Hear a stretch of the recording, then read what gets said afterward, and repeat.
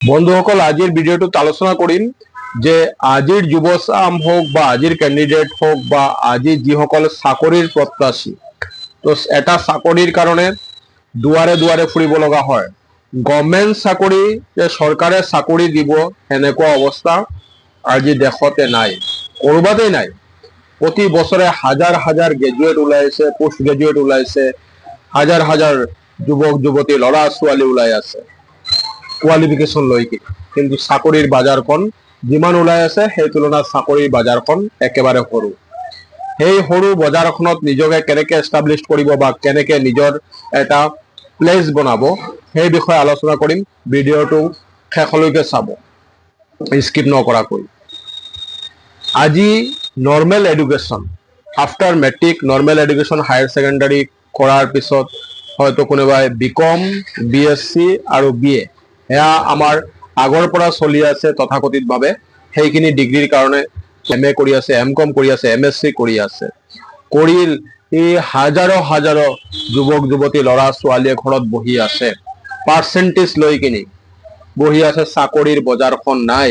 এটা সৰু এটা ডিষ্ট্ৰিবিউটৰত চাকৰি কৰাৰ কাৰণে হয়তো তাৰ কোৱালিফিকেশ্যনখন ক'ৰবাত দেখা গৈ আছে, MCom আছে, MSc আছে বা MA আছে, তাৰ পিছত এটা চাকৰিৰ কাৰণে দুৱাৰে দুৱাৰে ঘূৰি ফুৰিছে।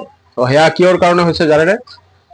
বজাৰখন সৰু, প্ৰতি বছৰে বছৰে লাখ লাখ ল'ৰা ছোৱালী ওলাই আছে। সেয়া আমাৰ এডুকেশ্যন চিষ্টেমটোত সেই ক'ৰবাত নহয় ক'ৰবাত প্ৰব্লেম আগৰ পৰাই আছে, এতিয়াও আছে।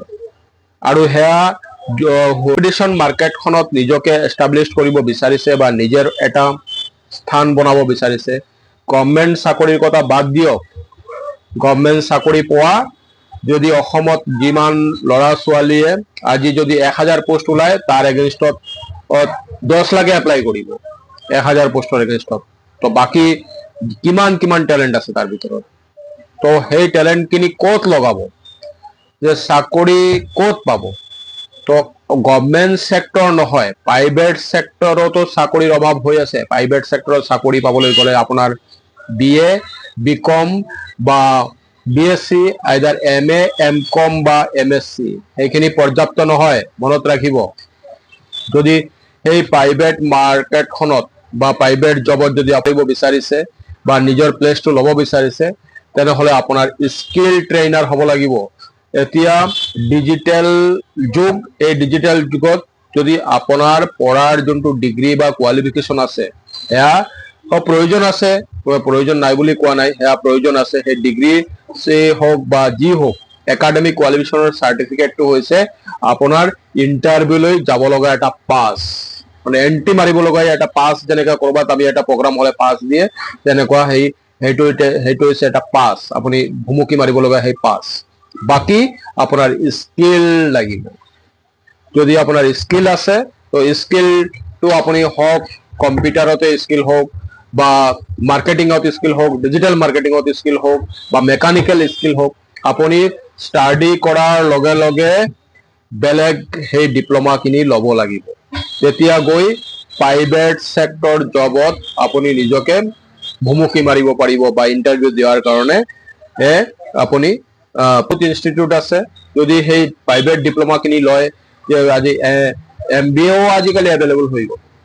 তো marketing skill, digital skill, IT skill আৰু ডিপ্ল'মা ল'বলৈ হ'লে বহুতো কেম্পাছ আছে, ইণ্টাৰ্ণশ্বিপ থাকে বা ইণ্টাৰভিউ থাকে।